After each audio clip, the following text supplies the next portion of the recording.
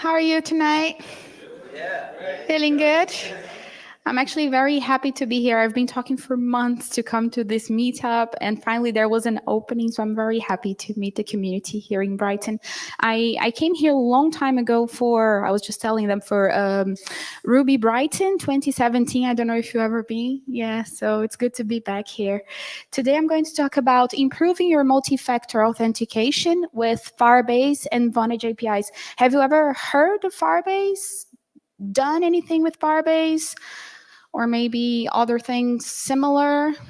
Yeah, and have you ever used any communication APIs like Vonage or any of the competitors? Some people? Okay, cool. So I'll just start with the speaker self-description also, because there might be some people that need for accessibility. I'm a Latina woman, very short, long hair, wearing black. And my name is Amanda Cavallaro. I'm originally from Brazil. My father is Italian. That's where I get the surname from. Mother is Brazilian, but I've been living in London ever since 2016.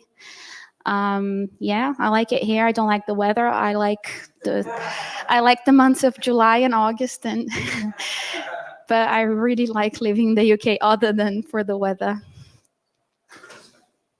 Understandable, right? So talking about multi-factor authentication, I brought a demonstration that I built for you. It's an account recovery one. So I'll just show you with some slides, and then I'll show you it's actually working. So it's a login form that you have to enter your username and your password. But let's say that you forgot your password. So you click forgot password. And then you are prompted to enter a phone number to receive a code. You know, the one-time code that you can receive on SMS, via email. So you enter your phone number to receive that code to be able to reset your password. But then there's this message that pops up, a warning: a recent SIM pairing change related to the user's mobile account occurred. Proceed. So what can that mean? That can mean that someone is trying to impersonate your account, is trying to fake to be the account that you're using. I don't know if that has ever happened to any of you, but these are things that happen.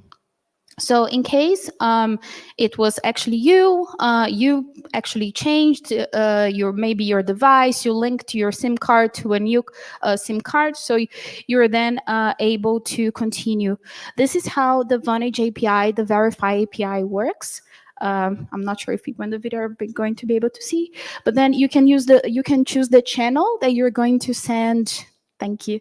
The channel that you're going to send, it could be SMS, WhatsApp, email, and then it would be an email or a number. So with just a few lines of code, you can decide.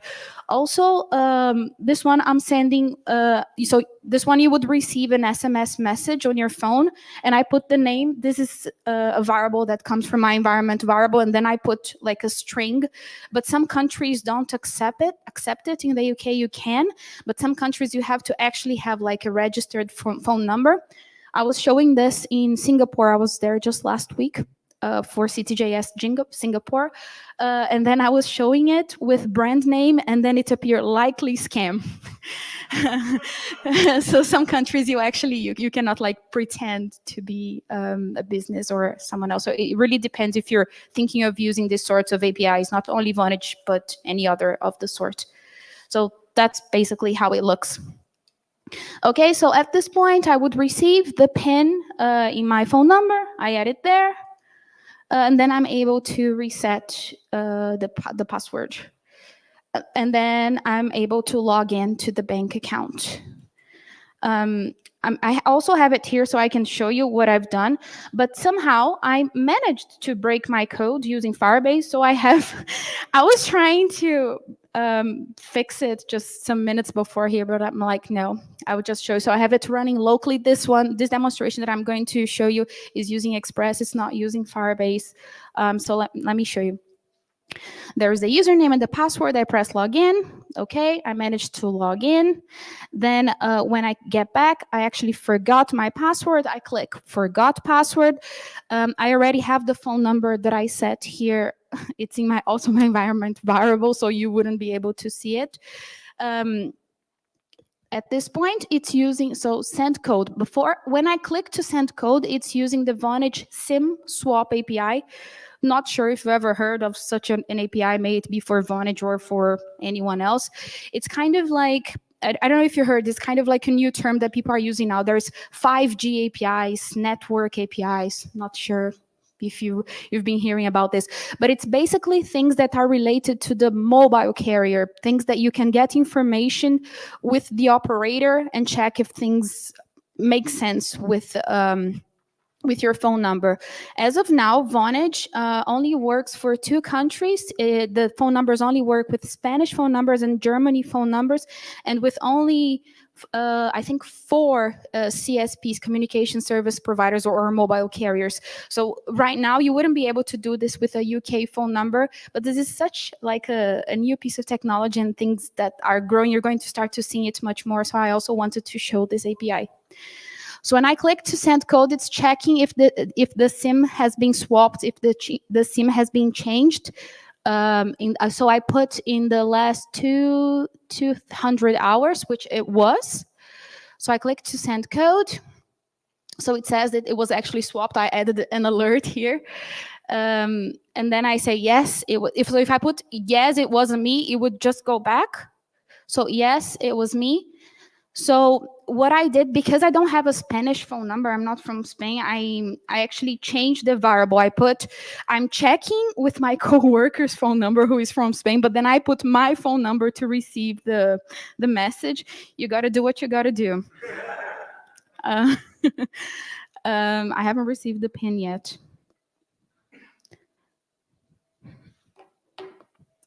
And also some things that I do, I put 2 phone numbers and then I got lost. Yes, it was this phone, sorry about that. 3728, and then let's put something very safe. 1234, 1234. So at this point here, it used the verify API that I showed you. And then I managed to successfully update with this very safe password. 1234. And to log in. So the overview diagram, the part that I showed here didn't use Firebase, but I mean, you wouldn't see it anyway from what I showed you, the Firebase part. So let me just try to explain here what happened. So we have the user who is accessing the front end. You told me to be behind the table and I'm not doing it, sorry. There is the user who is trying to log in, to reset the password, to verify their identity using the front end web page. That then uses the Firebase Functions backend. So in the example that I showed, it wasn't using Firebase. All I was using were some functions just hosted using, not hosted, they were served with Express.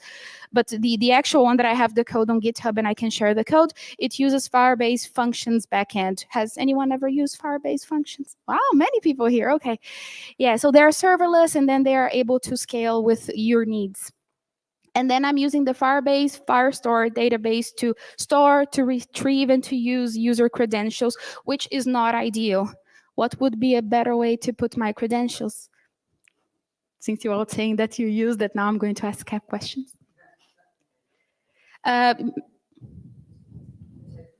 Yeah, could be, yeah.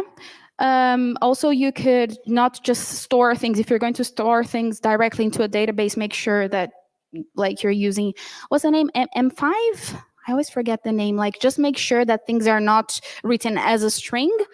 And yeah, thank you.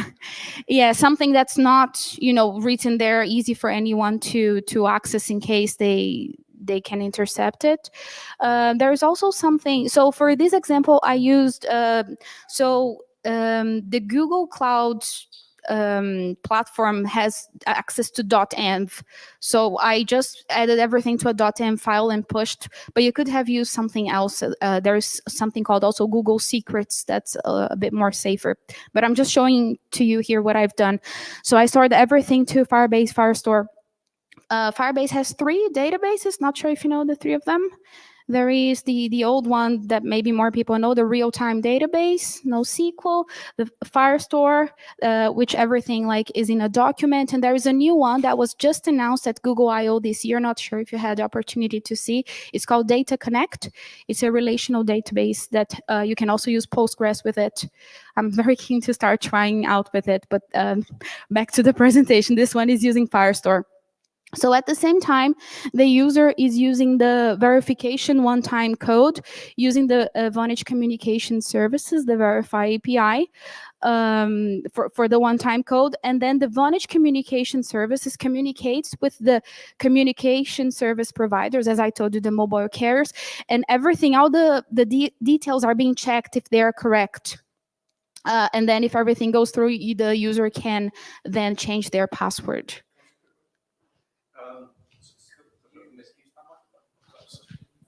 Thank you. Sorry to interject. If I missed something, but with the SIM swap concept, is this like a security? If I think you said earlier, actually, if someone's trying to impersonate someone, is it just if like the hardware has been tampered with, or someone's trying to spoof your phone number or something, like utilize your number, fake it essentially? Yes, so it's not about impersonating you, it's about impersonating your account. Someone might have access to your phone number, and then they might link your phone number to another device and try to fake to be you. So that's when you check with the provider that it's actually you who is trying to do that. Does that answer your question? Okay. So I was just about to get to the SIM swap API. So nowadays, when people are building these network APIs, so if each person starts to do their own thing and follow their own standards, the internet is going to go crazy. So there is a project called Camara project by the Linux Foundation, an open source project. So most of the things now that you hear about network APIs, the ones that Vonage created, they're following their standards. So we can use these APIs over the network in a standardized way. So the example that I was just telling you is that, let's say a real example, I go to my mobile carrier and I tell them that I lost my SIM card and I want them to link my information to a new SIM card, and then they give it to me. And then there aren't that many checks. They might just give it to me with a new one. And what if it's not me? It's someone else trying, like it's in another device. So doing these extra checks with the SIM swap API, I think the key idea thinking about SIM swap is to combat fraud, to combat someone trying to impersonate you. It's not 100%, but it's definitely helping you mitigate that. I don't know if you have any more questions, if it's clear, because it's a new concept. And when you say SIM swap, excuse me, the idea seems that you're like swapping the SIM, but it's not about swapping the SIM card. It's about someone trying to fake your phone number. I don't know if that's very clear. That's something that many times when I talk to people, it's not very clear. So I hope. So when someone does this SIM swap, do they already know your phone number? And if so, can they just click, yes, this was me, when they're prompted with it afterwards? I really hope that if you implement it, you don't do it as poorly as I did here. This was just like a demonstration for you to use it, because this is not safe at all. So definitely you have to do it in a way that is safe. So it's about not giving the tool for anyone to do it on the client or on the server side. It's all about giving the tool so people have to go and talk to the communication service providers, and things are resolved in there. It's not something that we as users, like it shouldn't be you with your business doing that. You rely on this API to talk to the mobile carriers. That's the safest way, in my opinion. So sorry if I misled you thinking that. I just wanted to show you like a demonstration on how, on how you can use the API. I'm not making sense. On how the API can be used, but not as in the safest way. Okay? Yeah, please ask the questions. Yeah, thank you. So yeah, everything is available on GitHub. I'm going to share the code with you so you can also check everything out. And then some people here said they've done Firebase before. I'm not sure if I show you how to set up Firebase, you're going to be very bored in there. So maybe you can just give some tips and say, I've done that, I didn't do it. I don't know. I just want to show to everyone from like how I built everything, if that's okay. So how to set up Firebase? You can set up Firebase in 2 ways, from the dashboard or from the command line. And then when you start from the command line, you can choose start a new project or use select an existing project. Or if you go to the dashboard, which is an actual console that people who don't even know how to code, you can just follow all the steps to create a new project. So in a nutshell here, you would click to create a project, choose if you're going to use Google Analytics, the project is created. And when we're talking about Firebase, we're talking about Google Cloud. Sometimes when I'm hosting workshops, people go and then they create a project on Firebase, then they create another project on the Google Cloud, and then they're trying to check the logs and things are not talking. So what happens is when you're in the Firebase console and you want to check anything, you're then taken to the Google Cloud console in the same project ID. For the people here who have been working with it, maybe I'm saying something really stupid, but it really does make a difference when you don't know that. And then anytime you're working with a third-party API, you always have to choose the pay-as-you-go plan. Even if you're not spending any money, even if you're not reaching the limit or the quota or anything, you have to choose the pay-as-you-go. Otherwise, you're not going to be able. Oh, you have a mic, okay. Yes, Charlie provided me. The pay-as-you-go plan, is it possible to put a limit on that? Yes, you can put a limit on that. Fantastic. There's many parts that you can choose the limit of what you would like then for the functions and for the different services they provide. And then you have to set the Google Cloud resource location, choosing the one which is closer to you or where the users are going to be using everything. I think there's 2. There's like Europe and US for Firebase. I could be wrong. And something very important, when you're creating the account, the project, here you can put anything you want and you can change the name of the project, but the project ID cannot be changed. And this is important when you're thinking about hosting, when you use Firebase Hosting. In my opinion, it's very cool because anything that you're going to host, it goes like web.dev, I think, or .app. And then if you use the project ID like that, like you can click on the pencil and change it, that already comes. Web.app is cool. You don't even have to think of a domain. But then if you use the one that already comes generated, like project B4123, then you have to start changing things or creating a new project. So like when you're creating, and just think of a project ID, maybe if I were to host this, so just a little touchy point for someone who's been doing this for a while. Then you can choose if you're going to use Google Analytics with it's the same Google Analytics that you know, and then you can choose the things that would make sense to your app. And when we talk about Firebase, the same project that you created, you could then, I want just a web app, I want to use some SDKs, I want to use other things. So you could have different apps within the same project ID that you've created within the same project. And then you can select if you're going to use that or not. When I put that screenshot, the logo changed. I'm not sure if you saw, but the logo changed this year for Firebase. So that's a bit of a old, even though not so old, screenshot. So that's how it looks like. You have options for building, releasing and monitoring, analytics, and engaging with people. And these are some of the projects that you can use there: iOS, Android, web app, Unity, and Flutter, and much more. Yeah, so to create a Firestore database instance, you would go to build, you click Firestore database, and then you click to create a database from there. When creating the data, yeah, these are the regions that I was talking to you about. There are regions that you can choose, the multi-region or regional places that can be chosen. And then once you're working with a project, you can choose if you're going to work in test mode or in production mode. Of course, never add anything sensitive if you're working in test mode, any sensitive information.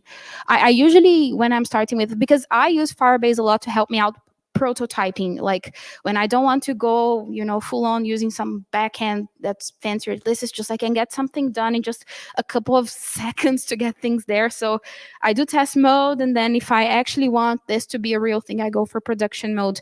I think that's a very clever way of using Firebase. It's there to help you out, prototype, get things out, show your coworkers, show people, your family, your personal projects. And then there's also the functions that can help you. Maybe you don't know about backend that much, or you just want something running quickly. It really helps you out without you having to manage. It scales for you, so it really helps out the serverless technology. And then you have to choose your billing account. Also, sometimes people put different accounts in different billing. Make sure the billing is correct and linked to a project, because sometimes the code is correct, but if there's no billing account linked to it, I think it's one of the biggest cloud problems. Like, people know the code, they just don't know all these things that you have to do with related to money, adding a credit card. And this is not just Google, AWS, and many other products that you're using. So make sure you have a billing account correctly linked to your project.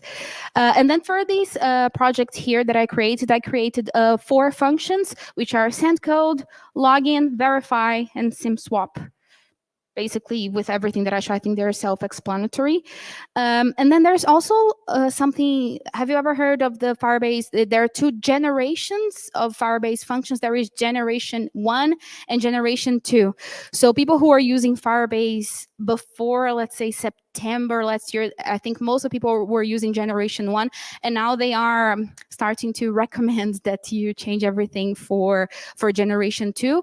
It's about changing some of the, when you import the packages, the dependencies, you change the dependencies, and then the way that you do some queries and you do some things is slightly different. And then sometimes you have trouble, because sometimes you go to the documentation, or you go and research a project on YouTube, and then things are just separate. And then when you go here, I should have made the screenshot a bit bigger. You can see the version, and then you can see like function send code version 1, that one version 2, and then things start to just not work because all of them run in a different node engine. And then sometimes you have your code right, everything is running, but because you use the wrong generation, your code is not running. So just some tiny little things to pay attention. So I showed you now with screenshots how you would do it from the dashboard, and now quickly how you can do this from the command line. So the first thing that you have to do is to install Firebase tools, and then you have to do Firebase login, making sure that you're logging into the right accounts that you created your project. I'm laughing because it happens way too often. My workshops sometimes are more time people trying to log into the right account. And then this one is actually using version 1, generation 1, Firebase admin. If you're using generation 2, you have to pay attention to use a different one. And then you have to initialize functions. So this is very, that's what you do for Firebase. You do Firebase init, the name of the service. Firebase deploy, the name of the service. So that's why it gets easier. Sometimes, okay, I just want to deploy the static things. I want to deploy the dynamic things. I want to deploy the function. So you can, it's the name of the product that you're using. And if you don't know, you can do, just in the CLI to help you and see what you're doing. Then you select the language that you're going to use. So right now we're initializing functions. You have 3 options: JavaScript, TypeScript, and Python. Do any of you program in these programming languages? Is that what you do? Yeah, that's what you like. JS, do you do TypeScript more? TypeScript, okay, cool. Any Python developers? Okay, nice. So to set up, then you have to run this command on your terminal. You have to choose, so with NPM, we installed the Vonage authentication, the server SDK, Axios. And so when I showed you my project that I was doing everything locally, I wasn't using Cores. I think that's the only one that I wasn't using. But then because things are not going to be working in the same domain, I needed Cores when I'm using Firebase, when things are being hosted there. And then to set up the Vonage account, I don't know if you ever heard of Vonage before. Maybe you've heard of our competitor, because I heard some people saying the name here before. So we do cloud communication APIs. Maybe you've used an SMS API, a voice API, I don't know, a chatbot, anything that has to do with communicating. Some people are laughing.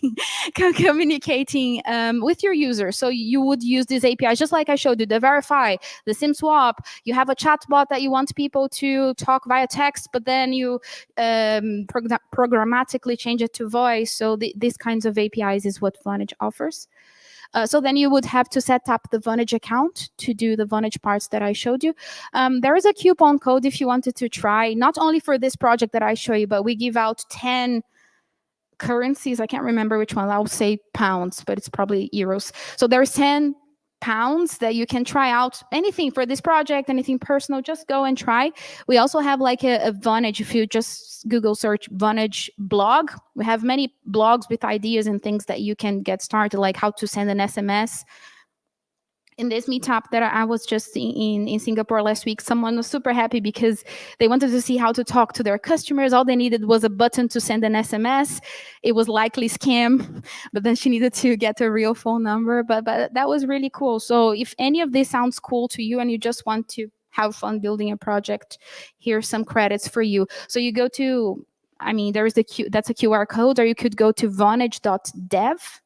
And then you create an account and you can add that for you. Hang on.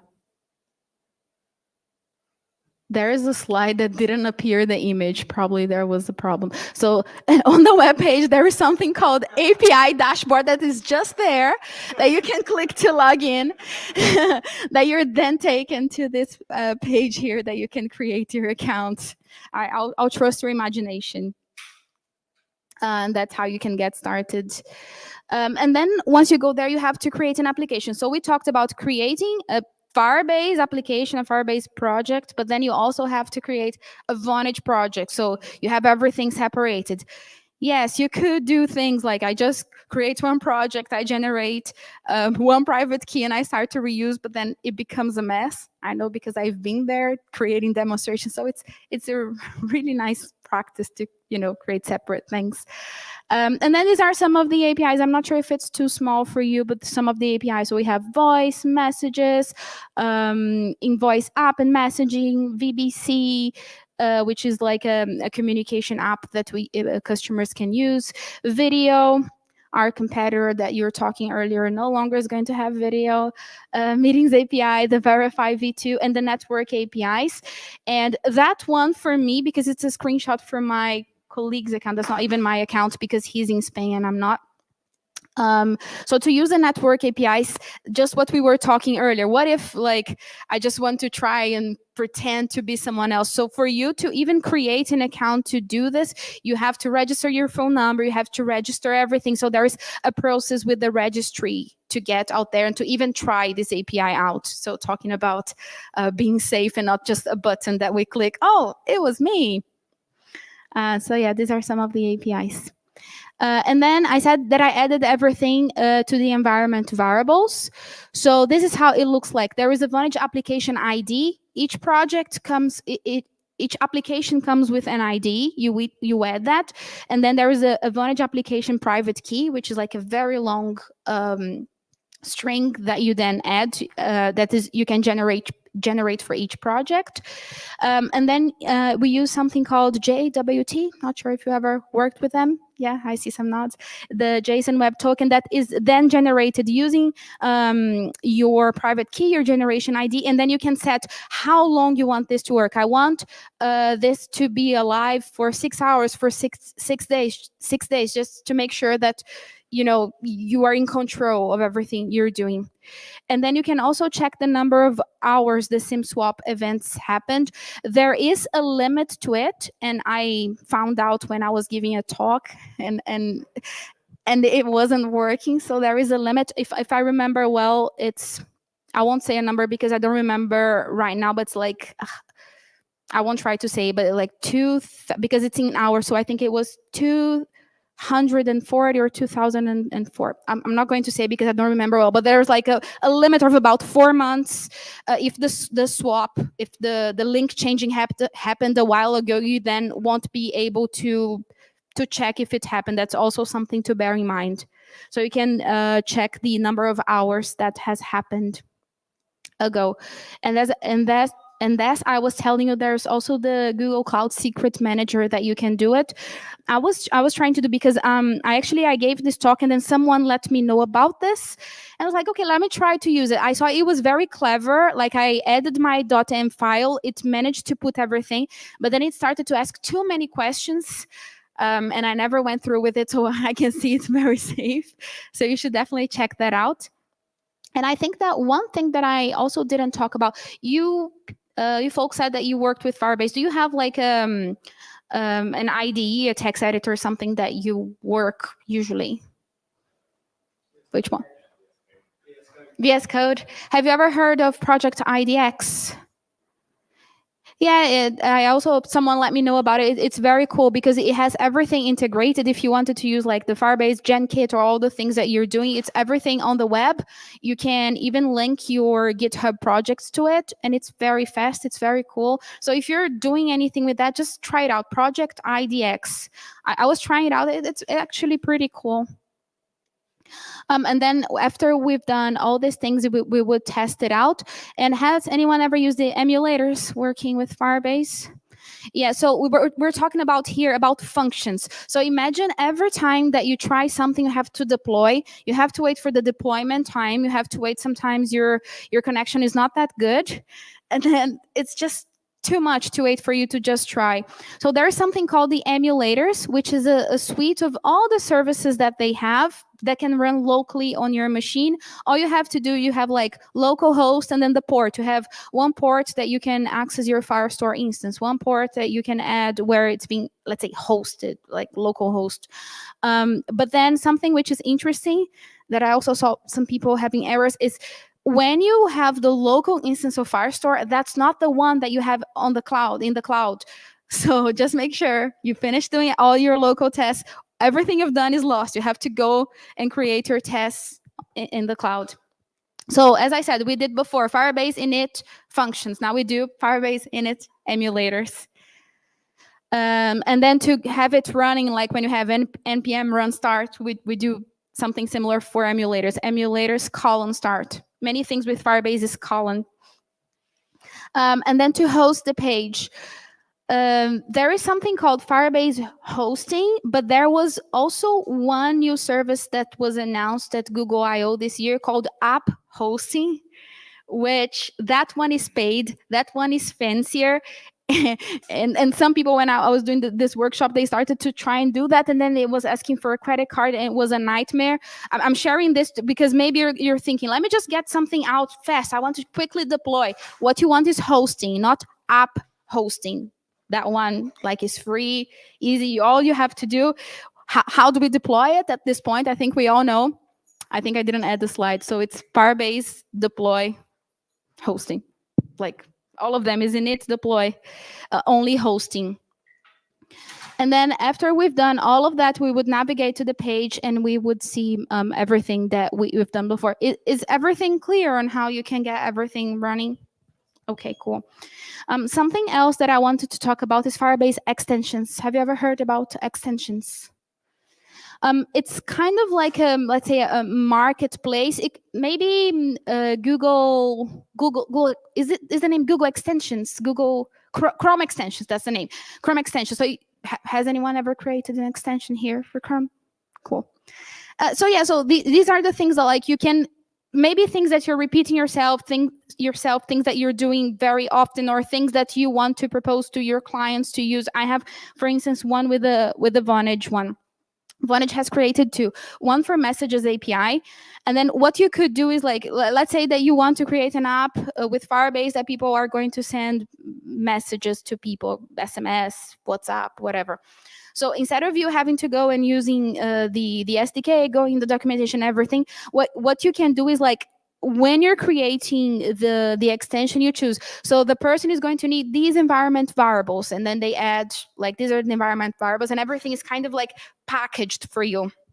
They don't have too many, actually. We could have a look here at the Firebase Extensions Hub. And then there is also another one that they create, the multi-party video calls, that you can, as they say, quickly build sophisticated live video apps with many participants. That's what the video API is for. Many people can join. You can choose who is the publisher, how many subscribers, and people who can join. So I think Firebase extensions are pretty cool. And then you can install to your project, to one project that you created, and use everything. And not only that, you can use the extension alongside other services that you've used. People here who have used Firebase before, are you learning anything, or are you really bored? Okay. And then I've been doing loads of things with Firebase, so I just wanted to share, if you want to check the blog post or something else. Like, I created one. Actually, this one, you can follow everything I explained step by step. This one, I don't explain Firebase on that one, but I just finished writing, and it should be out a few weeks from now. So improve your multi-factor auth with Verify and SIM swap API. Also, another one that I've created is build an appointment scheduler using Node, Firebase, and Vonage. That basically, as the name says, you can build an appointment for the future, and then you can use the... There is an input with date time, which is very clever, because I started doing it with like thinking of which dependency I would use, but there is one with like a date picker that's very cool to try. I like that example. And I like when I create content, some people learn in different ways. Some people is watching a video, they want it fast. Sometimes you want a blog post. So I also wrote some to send and receive messages with Firebase functions. So there's a video like 2 minutes and one which is 7 minutes for all sorts of people.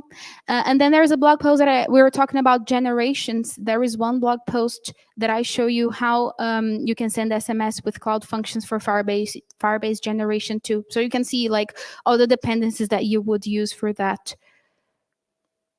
Hang on, before I finish, I just have some things that I wanted to quickly show you the code.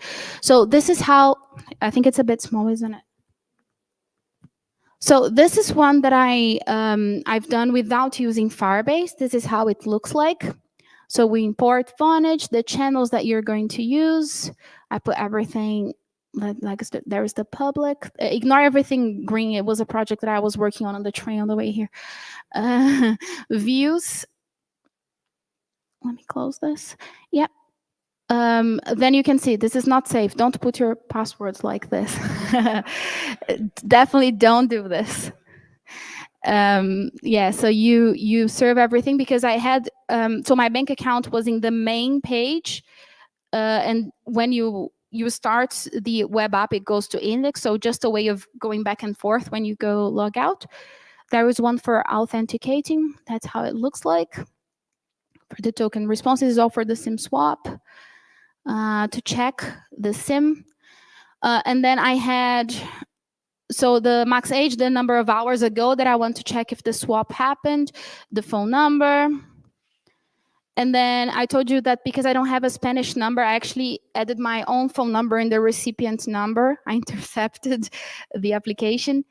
The Vonage Bank that I told you about, sometimes depending on which country you purchase, because you can also purchase with the money that I gave you. You can purchase a phone number, a virtual phone number. So you could also add those numbers there as someone who is sending the message and the channel. And then we have one with the SIM swap using the actual phone number coming from the request body. The verify, using the Verify API, that you need the PIN and the new password, the updated password, and the login. So you can see some of these things here are poor. We're talking about like multi-factor authentication and how to make things secure. So I just wanted to show, like, I did this for a demonstration, but there are better ways of doing this as well. And then if I have it open, so this is how the Firebase one looks a bit different. Every time you're working with Firebase, you have something called Firebase RC. And sometimes when you don't get things running, it's because you didn't add your project ID here. And then another thing this one, I spent some time because I didn't understand why it wasn't working. So when I was using my Express, everything had like a slash, but when you're using Cloud Functions, you don't add the slash. So everything on Firebase JSON, I added rewrites for these, and also the destination. The thing that I was talking to you about the runtime, sometimes when the functions are just not going, some things are not happening. Maybe you're using a runtime of the function generation wrong. And these are the emulator ports that I told you about. There is one for, because I use functions, Firestore, and hosting. These are, you would go localhost 5001, and that's how you would see it. So yeah, these two are very important files. And then every time you deploy a function, everything lives inside of this functions folder.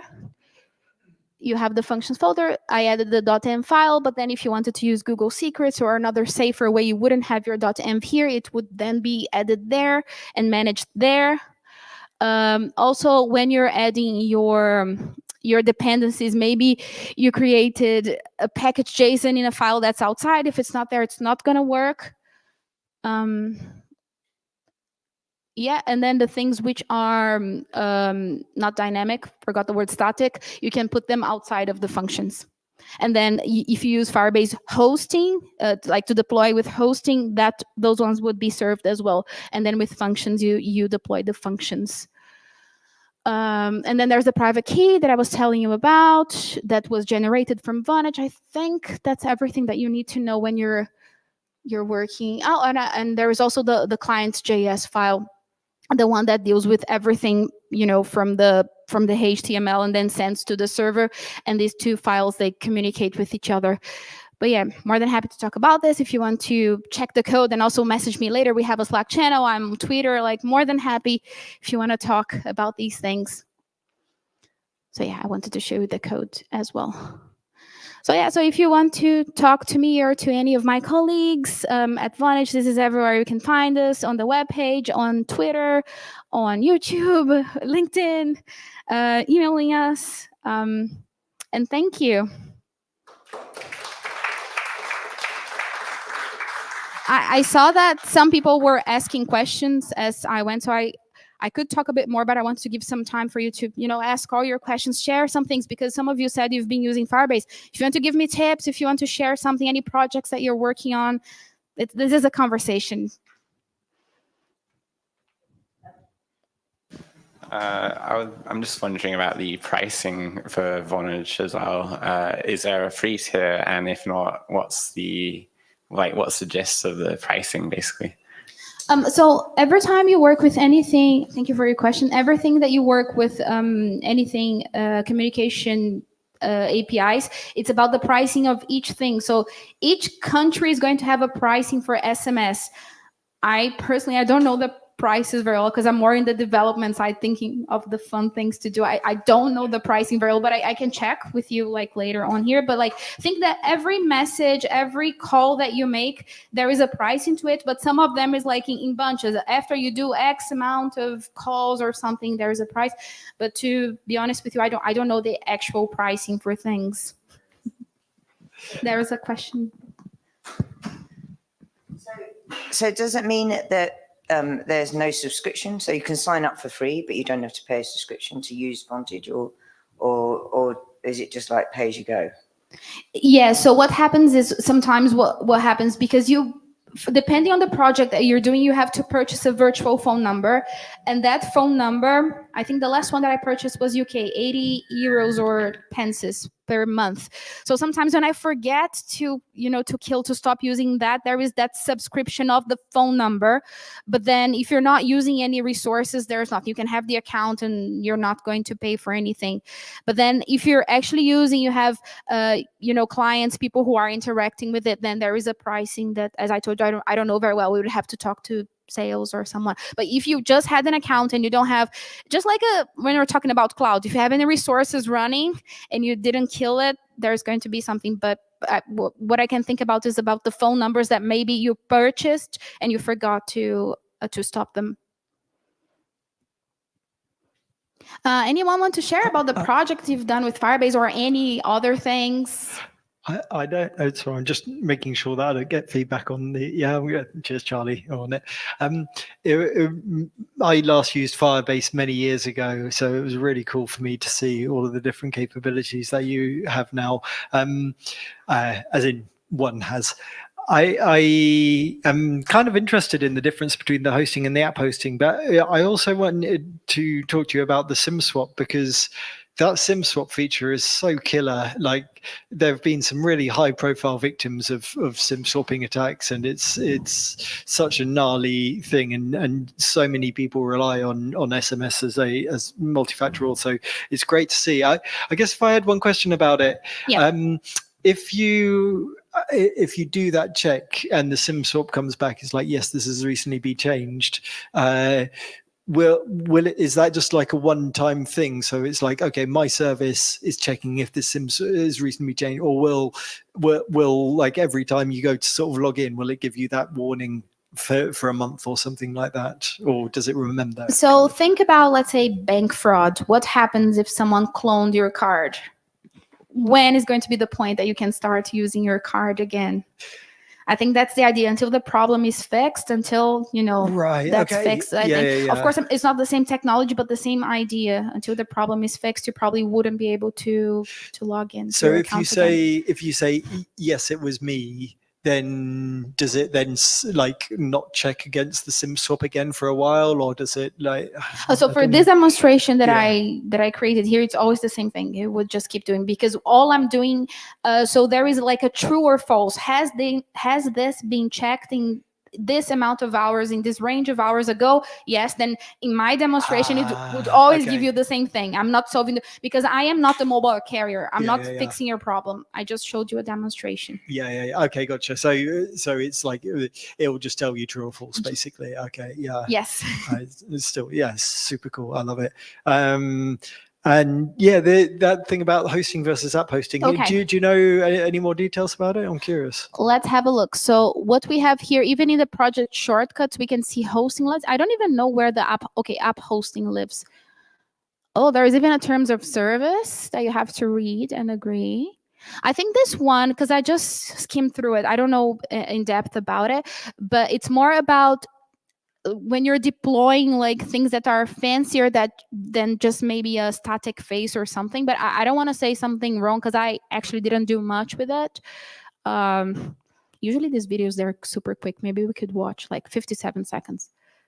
Do we have audio? No, so forget about it. So maybe you could go here and the app hosting. I just don't want to say something wrong. What I've heard, what I've read in a very high level is that this one gives you more power to host web apps and things that app hosting can do. But what exactly, I don't know to tell you. Yeah, thanks. No, I see at the bottom right there's a Next.js boilerplate thing. So I'm just kind of curious if they're coming for Vercel. Okay, brilliant. Thank you. Any other questions? Yeah, so hosting. Yeah, I actually don't know. So I'm not going to go in depth. Go and check it out. And maybe if we could talk a bit about authentication as well, because I think it has to do with this talk and everything that we're doing.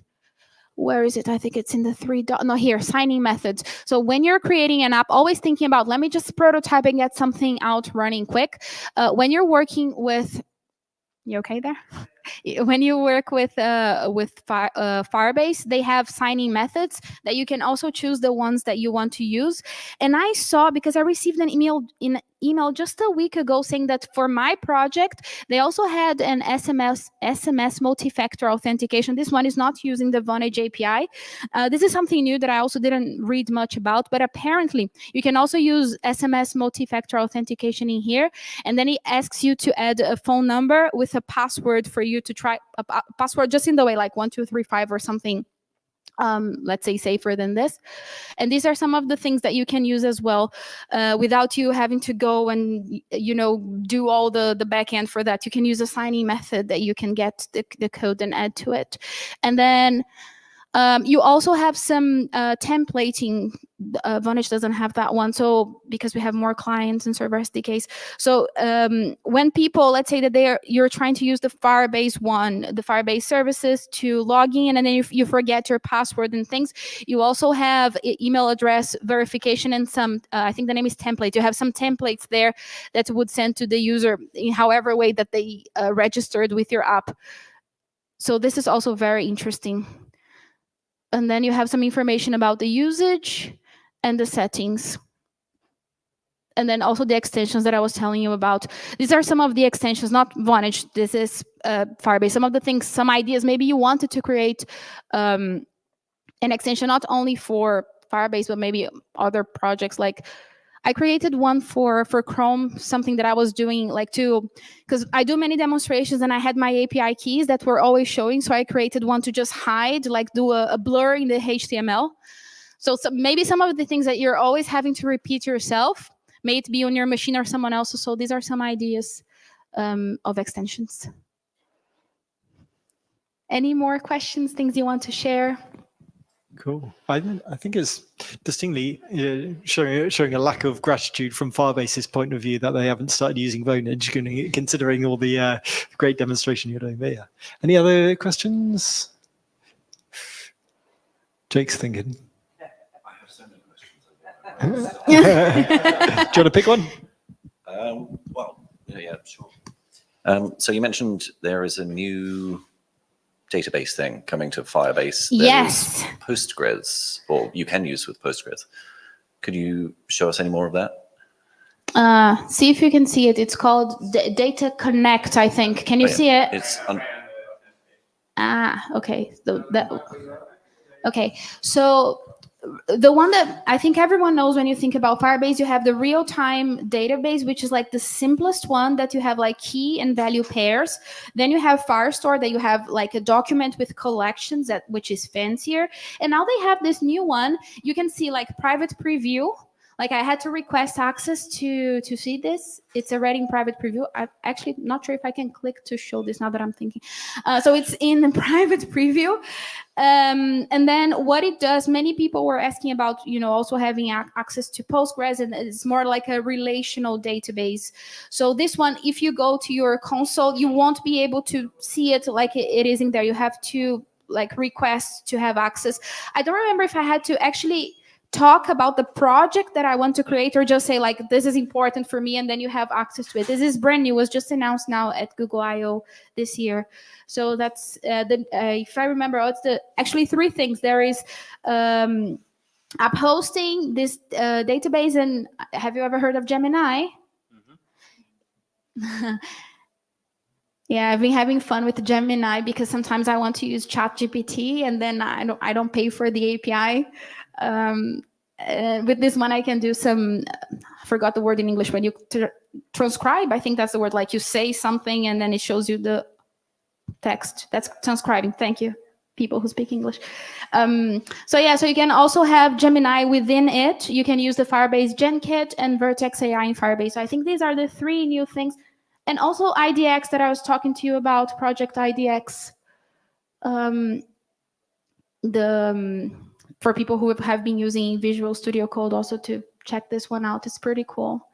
You can start with a template. Someone said that you said you were interested in I don't know if you said Angular or Next.js, but like you can get started from there, from your project, and it helps you out doing things that you do things with Firebase, and it helps you find and how to deploy and how to do everything.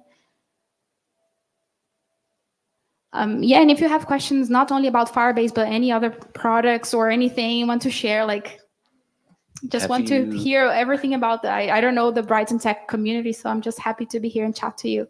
Have you used Superbase at all? I have not, but I think it would be a competitor, right? But they are open source. That's all I've heard. Have you used Superbase? A little bit, yeah. And I'm currently torn between, do I use Firebase or Superbase for my next project? So. Yeah, I wouldn't know the differences per se. All I've heard is that one of them is open source and the other is not, but the capabilities and how easy it is to use or that.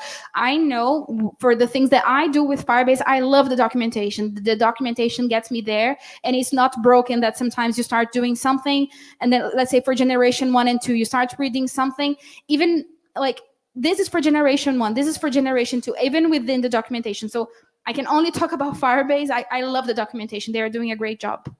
But I don't know if Supabase is good or not. Maybe you tell me. I don't really know. Haven't used it enough. Cheers, Jake. So, Charlie, sorry to call on you, but apparently there's a question in the YouTube chat. Do you happen to have the YouTube? Nice. Hello, Internet. Yeah. Yeah, it's this is all. This is Hello, Jan's Internet. eagle eyes letting me know. So somebody says, I think the provider has everything, so it provides the UUID of SIM and status change together from the API endpoint. What, sorry? Yep. Maybe they said something as I was saying something. I think there are a few comments here, actually. Okay. I think the UUID would be when you send the message. Okay, the attacker needs to have your details. Okay, so someone's asking, does the attacker need to have your details to convince the SIM provider to switch the SIM? So what would happen? I'm just thinking here, when you go in and switch your SIM card, I think it depends on how you go there. How are these people going to actually check it's you? What? I don't know. I'm actually asking the question here. If you lost your SIM card, how would people try to recognize you? Would you? I'm actually thinking, I don't know, like they would maybe send you an email. I don't know. How would they do it? Has anyone ever lost a SIM card here? I assume the reason part of like APIs like this have come into existence is because you don't need to have a physical SIM card anymore. Yeah. You can have digital SIM cards. Yeah, and the so you eSIM. could just say, I am so-and-so and steal someone's number without having anything physical at all. Yeah. It's not even that. It's phone providers' staff are getting bribed to give up the codes that are needed to swap the pack codes. Yeah, so iPads are getting stolen from phone shops. I mean, really, the whole SIM jacking, I think it's known as in the security world. That SIM jacking is such a threat that yes, you can have this sort of time limit, but also the best defense about it is just not use SMS as a second factor. What would you recommend? What would I recommend? I don't know. Yeah, an authenticator app. Like a two-factor authentication. Yeah, or WebAuthn or. But I'm no expert, so. Yeah, but even two-factor authentication, there can be interceptions. Like, we're not really safe. Sorry, the what? Sorry. Oh, the YubiKey. Yeah. Yeah. Yep. It's not SIM, but we have like an app. Yeah. But now there are many apps. Microsoft's got their own. Yeah. Add other things too, but also yeah, even like my WhatsApp, I use that thing, what's the name, Beta or something, that I have my WhatsApp number in, like my two phone numbers have the same WhatsApp. Like, it's getting easier for us to, be intercepted. So definitely, I think none of them is 100% safe, but having these tools to help you combat is definitely better. But I don't know which one is the safest. And when you say like don't use SMS, like as someone building an application, SMS is a way that, so when I talk WhatsApp, I was in the United States, people don't use WhatsApp there. So maybe here people would use, one of the ways that I know that people, like all my clients are going to use SMS is the worldwide way of doing things. So yes, there are good and downsides to things, but I don't think there is one that's 100%, but definitely we have to use the ones that make more sense to us and that is safer to us. And by no means I'm trying to like say I'm right or wrong. I'm just having a conversation here. Blockchain. Okay, on that note, does anyone else have any burning questions for Amanda? Let's just throw the buzzwords. Yeah. No, I was just saying. Can you give the mic to her, please? I was just saying that, like, I wouldn't use an SMS. I use like a token or something like that. because it's given, and then the token is destroyed when they finish logging in. Just makes it easier. But we wouldn't use a telephone number. Yeah. But I mean, I work for a big institution, so we have to use a particular app that is allotted to us. Yeah. But if you lose your phone, you can't actually get in. Because then you have these applications. authenticator apps on your Yes. phone. Yeah, like I had Okta, or Google Authenticator. I had that, and I lost my phone, and then the authenticator, I couldn't actually open any of my emails because I didn't have my phone with me. Do you remember how you managed to get? I got my phone back, so it was okay. Yeah, because sometimes even then, when you lose your phone, then someone might have to default to email or something. Yeah, and then sometimes if we think even one step back, people who are adding their passwords physically under a keyboard or. Yeah. So my experience when I was working in the bank, what we do usually is we use tokens to log into the system, especially because data, of course, clients and all of that. Now, one of the challenges that I had was the phone that you gave authority to the bank to use. If you made a mistake logging in twice or thrice, all your data is wiped off. Like remotely, the security team. So Wiped? Yeah, because they feel there's someone who is trying to compromise that detail. Wow. That happens as well with. That also happened with me when I lost my phone. I was like, I used my iPad to find my phone. Yeah. And they were like, you can use your iPad, but we will wipe everything from your phone. Well, that's not helpful. Oh God. Yeah, I have a phone that's, what's the verb, jailbreaked. Like I have root on it, and then my bank doesn't let me log into it either. So there, yeah. Okay, I think it's time to call it there. Thank you so much, Amanda. What a fantastic talk. Big round of applause for Amanda.